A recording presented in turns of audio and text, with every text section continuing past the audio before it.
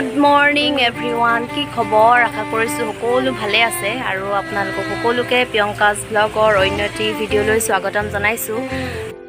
এতিয়া সময় হৈছে ৰাতিপুৱা 7:45 আৰু মই আজি এটা ব্লগ ষ্টাৰ্ট কৰিছোঁ আপোনালোকক দেখুৱাবলৈ। মাহঁতে পথাৰত ৰুই আছে, ভাবিলোঁ আপোনালোকক দেখুৱাওঁ অকণমান, আৰু সেইটো কাৰণে ভিডিঅ'টো ষ্টাৰ্ট কৰিলোঁ। আৰু ভিডিঅ'টো আপোনালোকে শেষলৈকে চাব আৰু জনাবলৈ নাপাহৰিব। আমাৰ এইফালে এতিয়া পূৰা বৰষুণ আৰু পথাৰত পানী পূৰা ভৰ্তি হৈ গ'ল, মাটি ওলাই গৈছিলে, মানে পানীবোৰ শুকাই গৈ মাটি ওলাই গৈছিলে। কিন্তু এতিয়া আকৌ বতৰটো বেয়া কৰিছে, বৰষুণ দিছে পূৰা। হ'লেও চাগে কিছুমানৰ কাৰণে ভালেই হৈছে আৰু পানীবোৰ শুকাই গৈছিলে, পথাৰত ৰুবলৈ অকণমান অসুবিধা হৈছিলে। এতিয়া আকৌ বৰষুণ যাক আহি গ'ল। তো যি কি নহওক বাৰু, ফাৰ্ষ্ট টাইম মই ঘৰৰ কামখিনি কৰি লওঁ, তাৰপিছত আকৌ পথাৰলৈ যাম আৰু আপোনালোকক ভিডিঅ'টো এইখনকৈ দেখুৱাই থাকিম, চাই থাকিম। কেলৈ গুচি আহিলি? কঠীয়া ৰুবলৈ গৈ পিনি গুচি আহিলে একজনী, মাথা ঘূৰালে। অকণমান ৰুইছিলিহে। বেমাৰ। আৰু এজনী নাহিলে বাৰু, অকল তাই গুচি আহিলে। এজনী ৰুই আছে, মই ভাবিলোঁ তাইও গুচি আহিব বুলি, কিন্তু তাই নাহিলে বাৰু, আকৌ মাৰ লগতে ৰুই আছেগৈ। তেন্তে ফাৰ্ষ্টে মই ঘৰৰ কামকেইটা কৰি লওঁ, তাৰপিছত আকৌ ৰুটি মানে আটা মঠিব লাগিব, তাৰপৰা আকৌ পথাৰলৈ যাম দিবৰ কাৰণে। এতিয়া আটা মঠি লওঁ, আৰু এইখিনি মই লৈ লৈছোঁ আটাখিনি, আৰু এইখিনি আছে গৰম পানী। তো ফাৰ্ষ্টে আটাখিনি মঠি লওঁ, তাৰপিছত ৰুটি বনাই আকৌ পথাৰলৈ যাম, আৰু ঘৰৰ কাম আছেই বাৰু সেইখিনি কৰিবলৈ। খালি ফাৰ্ষ্টে এইটো কৰি লওঁ, তাৰপিছতহে বাকী কাম। আটা মঠি হৈ গ'ল, আৰু এতিয়া মই ফাৰ্ষ্টে ৰুমটো ঠিক কৰি লওঁ, তাৰপিছত আকৌ লগ পাই আছোঁ। ৰুটি বনাই মেলি ৰেডি কৰি দিলোঁ, আৰু এতিয়া পথাৰলৈ গুচি যাওঁ। এজনী গুচি আহিলে, তাইক চাহটো ইয়াতে দি দিওঁ। তাৰপিছত লৈ লৈছোঁ, ৰ'দটো বহুত বেছি, আৰু এতিয়া গৈ থাকোঁ। বোকা ধুম পূৰা, আৰু মই মোনাতে লৈ ল'লোঁ এইখিনি, আৰু এতিয়া গৈ থাকোঁ আৰু মাহঁতক চাহটো দি আহোঁগৈ, আপোনালোকক দেখোঁ। আৰু কঠীয়া আমাৰ ইয়াৰ পৰাই তুলিলোঁ, ঘৰৰ তাৰ মানে চোতালত যোনখিনি আছিলে সেইখিনি কঠীয়া তোলা নাই, এতিয়া ইয়াৰ পৰাই কঠীয়াখিনি তুলিলোঁ। নখকেইটা দীঘল আছিলে, গোটেই বোকা সোমাই গৈছে। সদায় কাটিম ভাবি থাকোঁ, পাহৰি আছোঁ কাটিব লাগিব। তো আমাৰ মানে অকল এইডোখৰ ৰুইছেহে ধুনীয়াবা।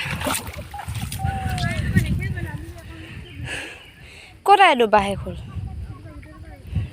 মামী ঠাণ্ডা লাগিছে নেকি?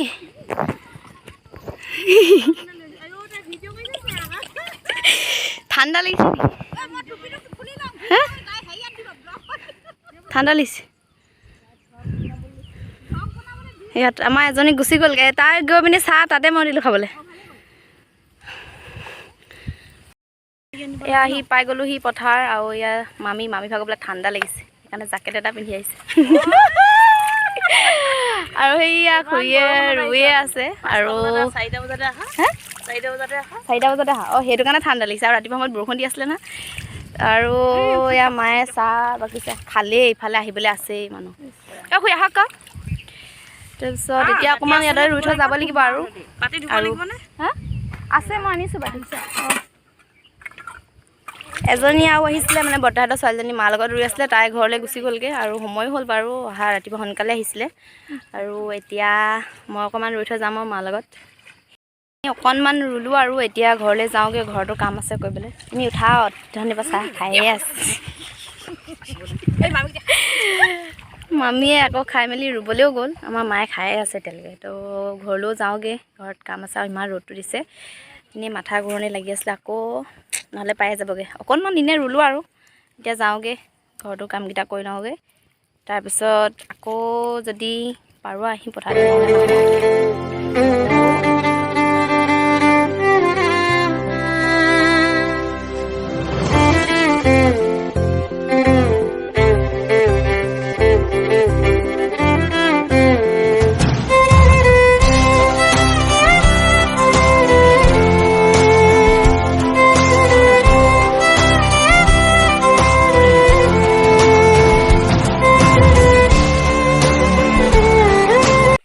লগত আপোনালোকক পুখুৰীটো দেখুৱাইছিলোঁ বৰ্তাহঁতৰ, আৰু চাওক ইমান মানে পানী পুৰা ভৰ্তি হৈ গ'ল, আৰু পাৰবিলাকো খহি গ'ল নহয় বেছি, আৰু বহল লাগিছে, আৰু এতিয়া পানীও বহুত বেছি হৈ গ'ল।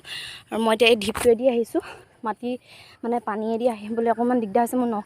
পুখুৰী বাপৰে, পাৰটো ক'ৰবাত আছিলে, আৰু এতিয়া সেইডোখৰলৈ গুচি আহিলে। পাৰটো ইমানটো হ'লে মানে মাটিটো গুচি আহিলে, আৰু সেইটো কাৰণে পানীটো এইফালে গৈ মানে আহি আছে এইফালে, আৰু বেছি যদি গৈ থাকে তেতিয়া পাৰটো আৰু খহি গৈ থাকিব। তো এতিয়া এডোখৰ অকণমান নামিব লাগিব, এডোখৰত নোৱাৰি যাবলৈ পাৰেদি। এইডোখৰ এনেকৈ যাব লাগিব।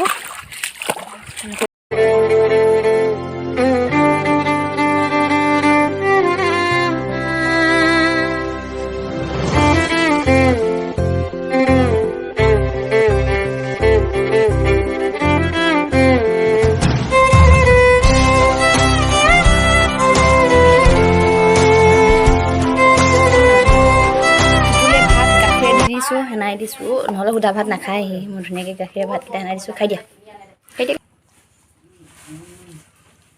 খাই দিয়া, পটাপট খোৱা।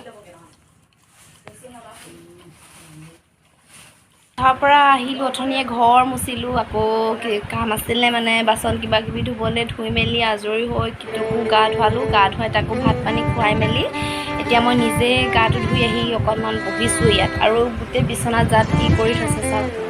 দুটা একদম মানে ৰাতিপুৱাৰ পৰা অকল মোবাইল টিপি টিপি বিচনাত, আৰু বিচনা গোটেই অৱস্থা নাইকিয়া কৰিছে। আকৌ এখন ঠিক কৰিব লাগিব এতিয়া। আৰু মাহঁতো আহিলে বাৰু পথাৰৰ পৰা। এতিয়া মায়ে ভাত খাবলৈ আই ঠিক কৰি আছে আৰু এইবিলাক কিবা বনাই আছে নেকি এতিয়া।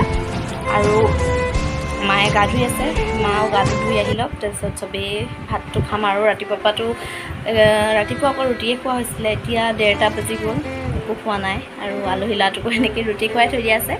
তো এতিয়া আমি চবেই ভাতটো খাই লওঁ। আৰু আজি ভাত খাবলৈ লগত কি আছে, মাছ আছে, ভেন্দি, আলু চব্জি আৰু দালি আছে। আৰু এতিয়া চবেই ভাতটো খাওঁ। আৰু মাও আহি গ'ল গা পা ধুই মেলি। ৰোৱনী সোনকালে গুচি আহিলা জানো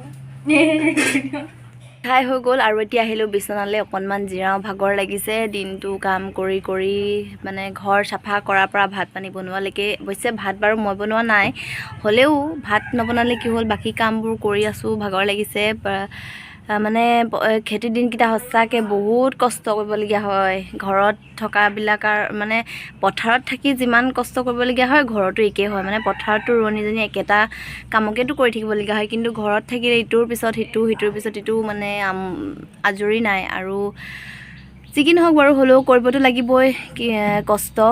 আৰু এতিয়া ভাত পানী খায়ো হৈ গ'ল, তেতিয়ালৈকে ভিডিঅ'টোও সামৰোঁ, দীঘলীয়া কৰি নাথাকোঁ। এনেই যিমান পাৰোঁ আপোনালোকক এনেই অকণমান দেখুৱাবলৈ চেষ্টা কৰিলোঁ। আৰু ভিডিঅ'টো শেষলৈকে চাব, কেনে পালে জনাবলৈ নাপাহৰিব। তেন্তে আজিলৈ বাই বাই।